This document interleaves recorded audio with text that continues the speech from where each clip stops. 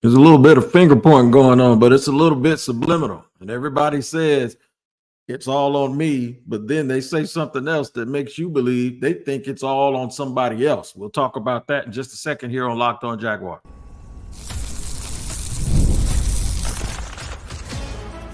You are Locked On Jaguars, your daily Jacksonville Jaguars podcast.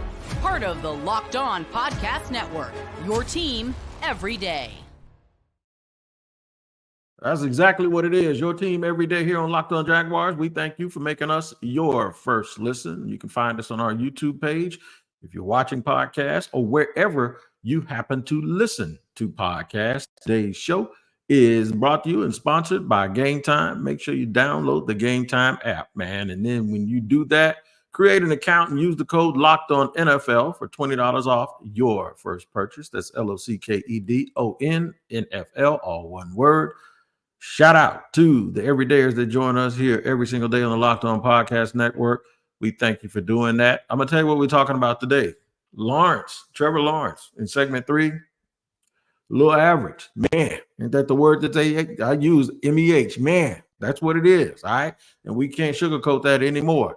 All right, the writing is starting to be on the wall that the Jaguars are not only losing on the field, but they're losing something that you need to have off the field. And we're going to discuss that. First, let's get to the subliminal finger pointing. And I'm talking about head coach Doug Pederson. And basically, when you hear someone, and when they're asked the question, like, first of all, Doug was a little chippy. If you thought the Cleveland Browns lost, that press conference was bad, and I'm waiting to see. I didn't want to wait to record after his press conference today, but I'm waiting to see if cooler heads prevail, because the last time he kind of was upset at the podium after the game, it seemed like really self-reflective, and it seemed like he just had enough and that they had to fix things. And that was after week 2. Then they go up and get blown out in Buffalo. And then yesterday they lose a hard-fought game, but there are no moral victories. And yesterday Doug was kind of chippy. I'm not going to replay the audio here, but I can tell you there were some things that Doug Pederson said that really, really kind of shocked me. And one particular question he was asked about play calling and the back and forth that he had. I believe it was with Brent Martineau of Channel 47 here in Jacksonville and ESPN 690. He was just like, look, man, no, I thought Press did a nice job. And I think he got pressed a little bit, no pun intended, but he was pressed by Brent about, well, maybe last year, or 2 years ago when you were doing the play calling, it seemed like you're a little more aggressive. And Doug just goes, I'll take it under consideration, meaning he ain't taking it under consideration. So one of the things that I have previously in the past talked about here on Locked On Jaguars, when everybody was saying press, and I was like, no, it's Doug. Hopefully now y'all see why I kept pushing that and saying that. And this is beyond some sort of unofficial nepotism, like where he sees him as his son and he's just trying to protect him, and that's why he won't fire him. I think anyone who thinks that is also missing the bigger point. This is more like this. I taught my son how to barbecue, right? I taught him how to grill, how to light the grill, the offset grilling, how to cook different types of meat, the differences between the proteins, and how you have to go really patient with some stuff. And then I taught you how to just go throw you some grill or some chicken on it and how to get that done real quick. So he understands. If someone comes to me and says, man, your son can't cook, then you're telling me I can't cook, right? Because he does it. If he does everything I told him to do to a T, and he's done it for years now. So I'd rather him cook than I cook, actually, because I actually think he's better than me, right? That's what this is more like. It's not because he's my son. It's because you're telling me the very thing that I taught him how to do, he doesn't do it very well. You're telling me he doesn't do something very well that I sit here and plan with him all week to do. The other thing that I kept telling people was, and the reason why I think Doug, obviously he was upset about the game, and I think that there's a little bit of a misunderstanding as to how his process has always been as a head coach when it comes to his play callers. Okay, whether it been Frank Reich or whether that be Press Taylor or whoever, right? When Doug Peterson announced at the beginning of the 2023 season that he was giving play calling duties to, well, that Press Taylor would be calling plays, it was a little bit misleading. It made you kind of think that Press Taylor had never called plays, and that's not true.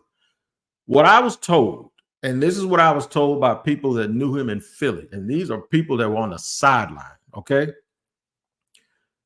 The process that Doug Pederson has always had is he works with the game plan, and the offensive coordinator builds the game plan all week, right? And they go and they sit down and they do it together while Doug is head coaching everything. And they build a game plan and they spend a lot of time with the game plan. They watch film, and then they have 20 plays that are scripted. At the beginning of the game, Doug would always call those plays. And then once the game got moving, he would then allow or let, and maybe allow and let are the wrong words, because I think he wanted to do it this way. And Andy Reid has also said in the past that he does it. He did it with Eric Bieniemy, and people didn't want to believe him because, well, in our mind, Andy Reid's a great play caller, and in our mind, Eric Bieniemy is not for some people, and that's not how I feel. But that's so you don't want to believe something even if it's true. I have been told that even here and in Philadelphia, he always did it the same way. After the first 20 plays, the offense coordinator called the plays. The only difference is he announced it. So when you tell him, well, it seemed like the team played with more confidence, he knows you're wrong, because they were 2-7. And then when they went on that run, there's videotape of Trevor in the second half of some of those games when they were making a run. And he said, Press did this and Press did that. So maybe in Doug's mind, or maybe the reality of it is, if they break it all down, some of the best moments they've ever had have probably been called by Press Taylor, and Doug knows that. Doug knows that Press probably is better at this than him. The only people that don't seem to know that are folks that keep asking questions. And this is why I kept telling people he's not going to fire him, because that's like firing himself.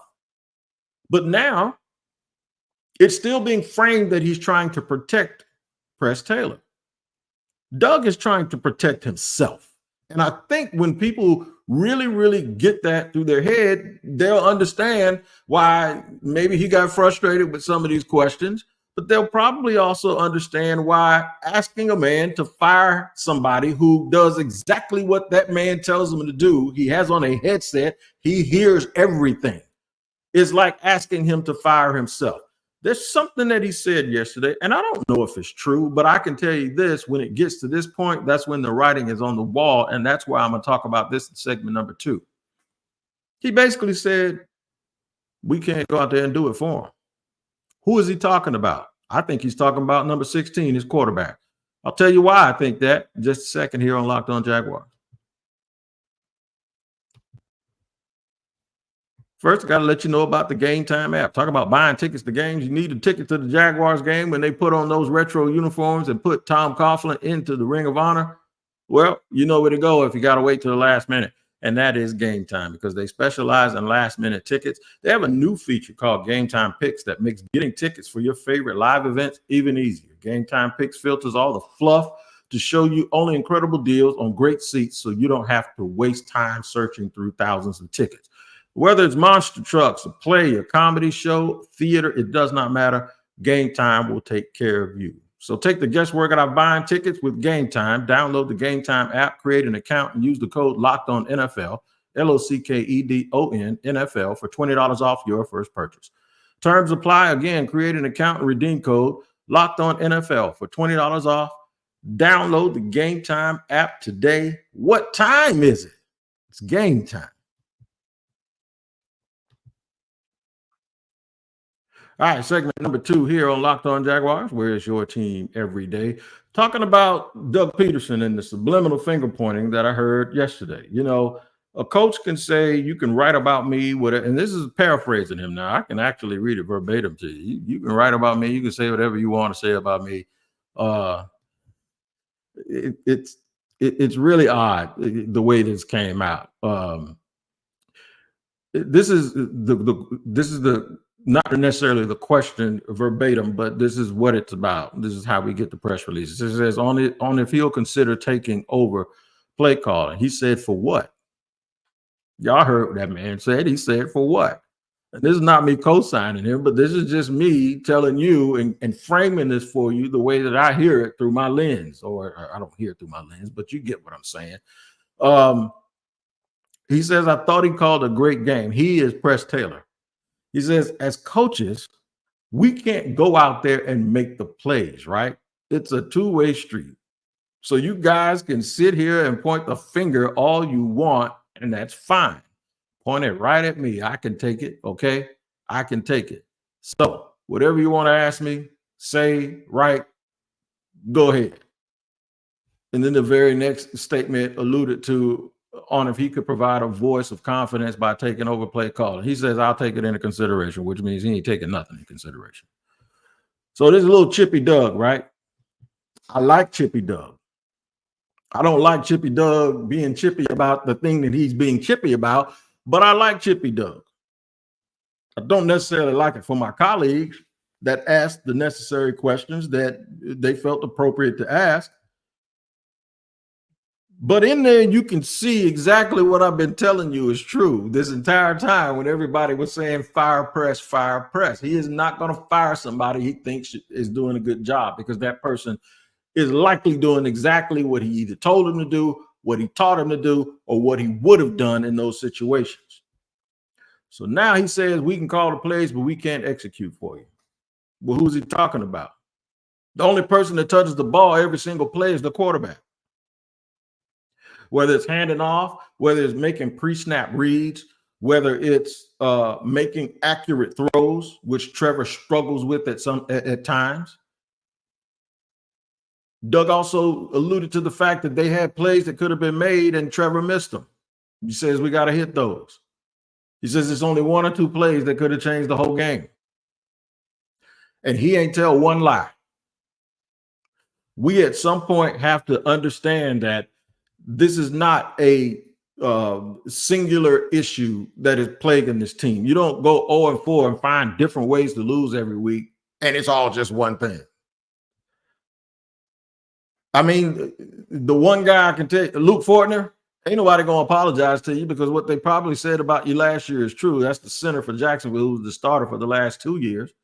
But more than one thing can be true at one time. You were bad, but you weren't the whole reason. And everybody thought as soon as you got replaced, everything would get fixed. And I told them it was a joke, and that's not true. Mike Caldwell, I saw people online yesterday saying Mike Caldwell, they ought to apologize to him and bring him back here. That's the fired defensive coordinator. That's now the linebackers coach. And Deshae Townsend, the defensive back coach, who's now in Detroit, and Mike Caldwell's out in Vegas. Those guys said somebody, when they were getting let go, you're firing the wrong people. The help is, you're firing the help. The problem is still in the building. This offense has gotten worse. The defense actually played well enough to win yesterday, but even they're being questioned online by folks that watch all 22 and watch the tape and saying, why are they doing these things in certain situations? I'm questioning why they got backups into the game. So if you're going to give drives to players, let me just stop right here with Ryan Nielsen. And I know this formula has worked for him because the people in Atlanta and the people in New Orleans that I know told me that he's a good guy and this is what happens. I don't believe in that drive crap, because what if a drive is only 3 plays and it's a 3 and out? And now the next go around, you got a 7-0 lead and you got backups into the game. And the only thing I'm saying about backups is depth is good. Depth is cool. All of that stuff is fine. But don't let a team drive way down the field and then run your starters back in like, oh, they're in the red zone. Please go stop them. Do something. It doesn't work like that. And I talked to football people. I asked 3 people last night, 2 former players and a former executive. Actually, he's a current executive.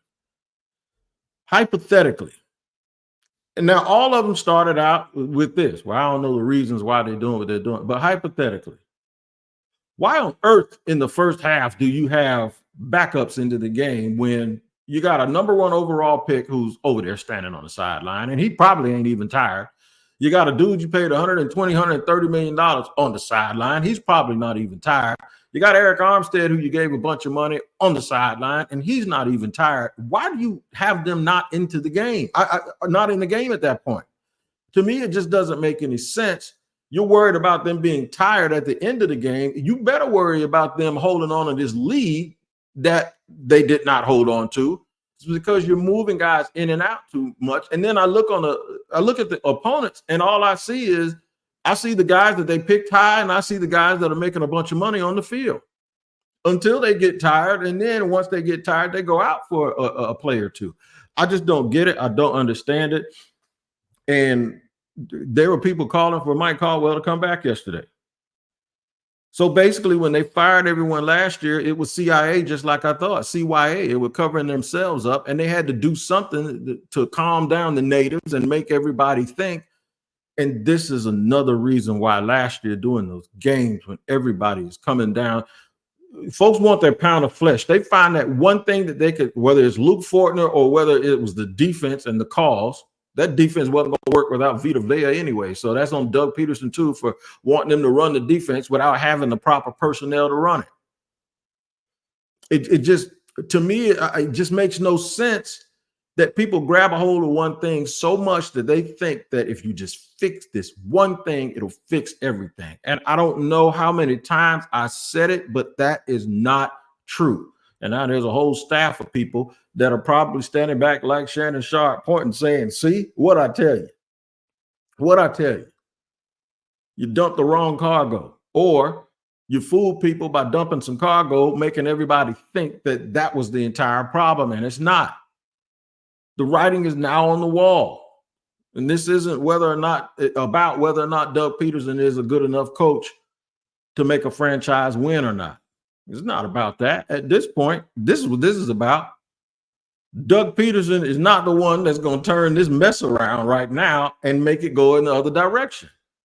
I ain't talking about if everything's neutral. He took over the team and they won 9 games 2 years in a row, and that's something they hadn't done in a long time. I'm not talking about that. I'm talking about today. I'm talking about right now when no one has an answer. I'm talking about right now when people are pointing the finger at other people.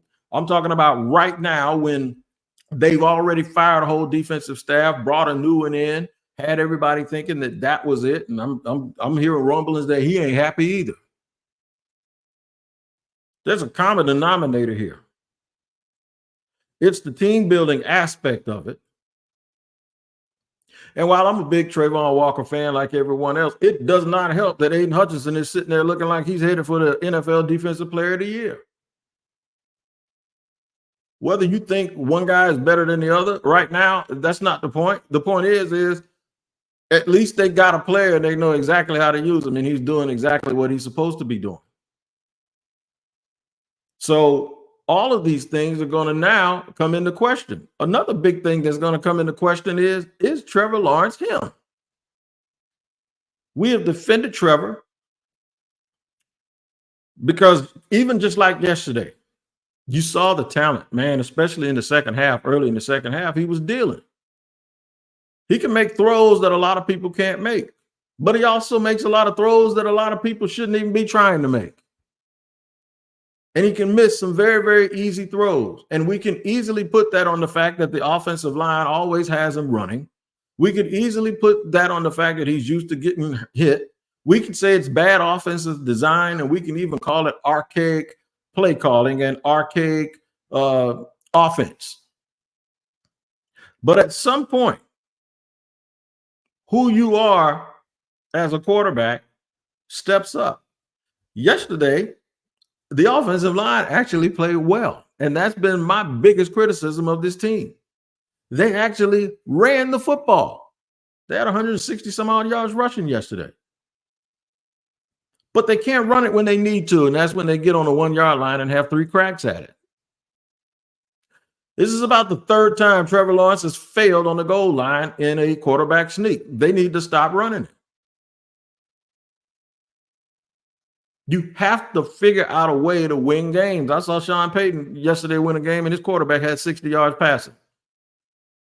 You got to figure out how to win games, not try to win the way you want to win. Win the way you have to win, and even if it's not sustainable, at least you're winning. But now they're 0-4, and everybody wants them gone. And now we're going to start questioning whether or not Trevor Lawrence is good enough.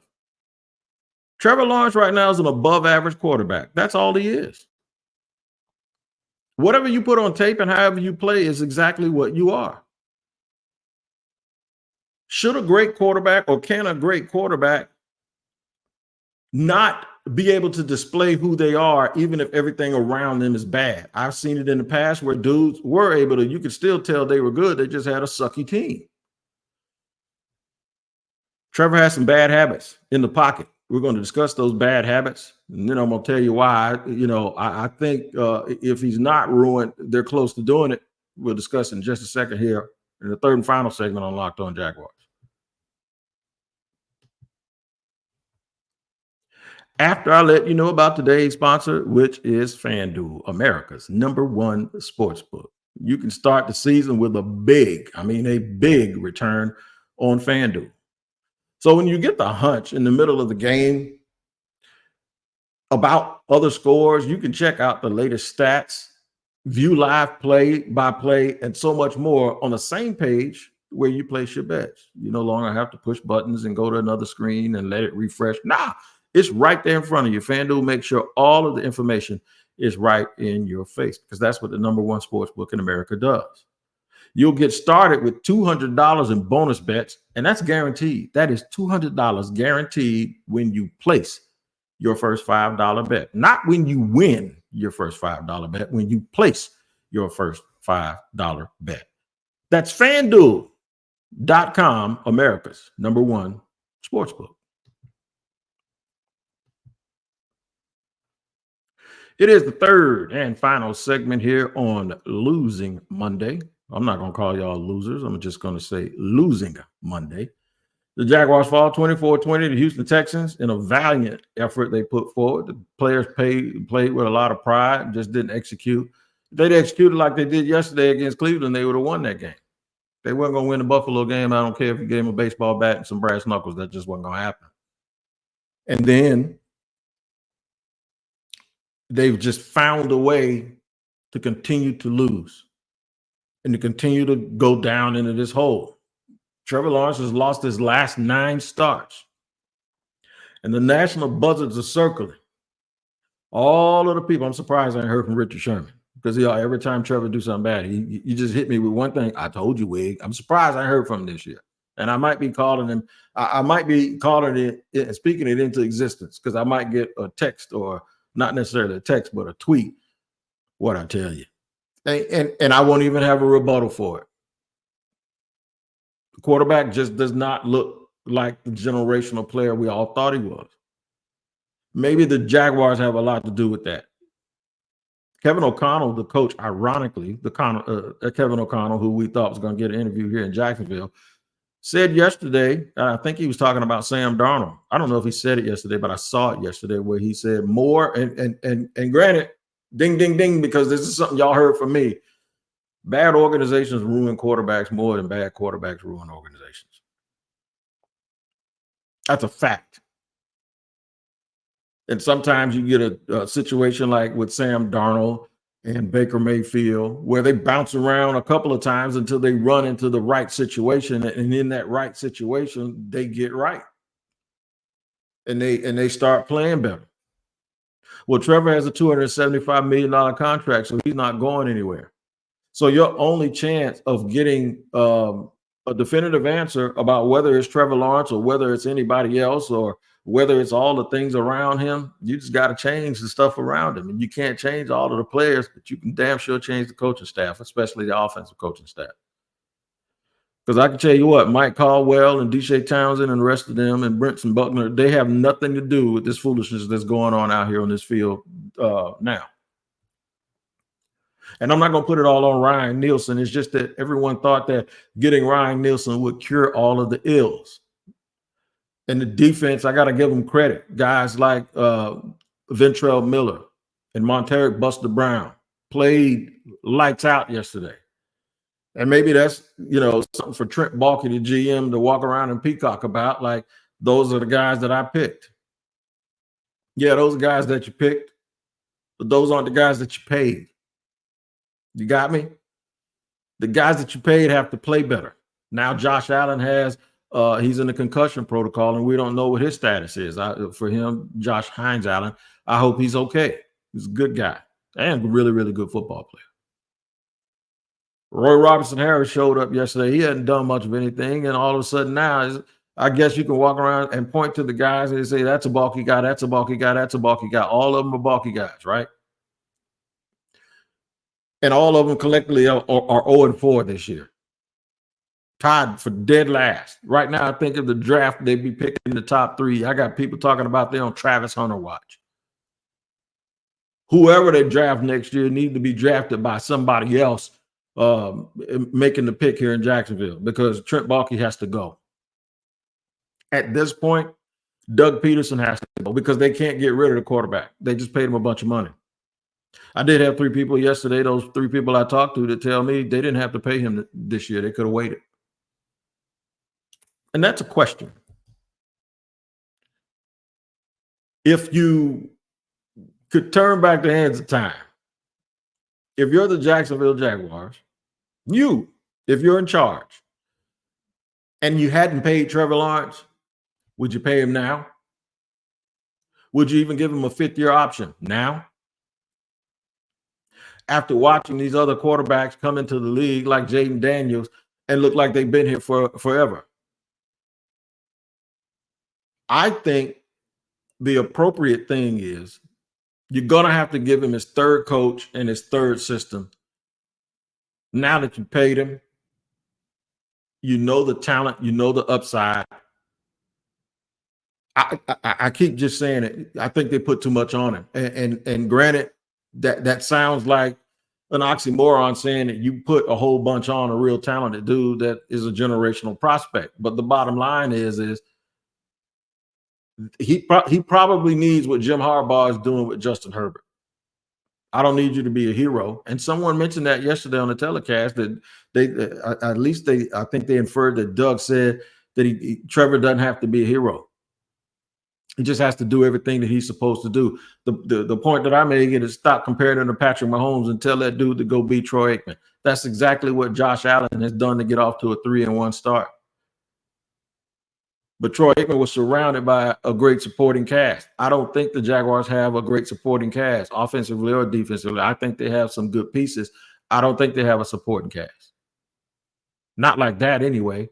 They can't dominate the game unless the quarterback somehow miraculously turns into, Captain Saver, what. And that's not a conducive way to winning long term. You got to admit, man, he's a little bit above average right now. And I don't think he's anywhere near a top 10 quarterback in this league. And I think some young kids have passed him up, including the one he played against yesterday in Houston, and C.J. Stroud. Is that their fault? Don't know. Is it his fault? Maybe. But I can tell you what, keeping them all together, keeping the band together, it ain't going to work. It'll never work. I don't think they can ever dig themselves. This group of people can dig themselves out of this situation and the way that this team thinks. I don't care how much pride they try to put into it and load it up. Maybe they can win a game or two and maybe get hot a little bit. But eventually who they are is going to show up. And who they are right now is not a very good football team. Check back in with me tomorrow on Locked On Jaguars, where it's your team every day. Make your second listen Locked On NFL. You got 2 shows on the new Locked On NFL. One, a shot of espresso, a double shot of espresso early with Tyler Rowland. That comes on at 6 a.m. And then around lunchtime, me, after the madman goes off, take it to the barbershop, man. We just lay back and laugh and talk about the National Football League. Make sure you check that out. Make it your second listen. Until next time, until tomorrow, you guys take care of each other. We'll see you as we continue to talk about this drama, especially after this press conference today. I want to see if cooler heads prevail. And I'll have all of the information from everything head coach Doug Pederson said, and we'll talk about it on tomorrow's episode. Until then, you guys take care. We'll see you later. Have a good day.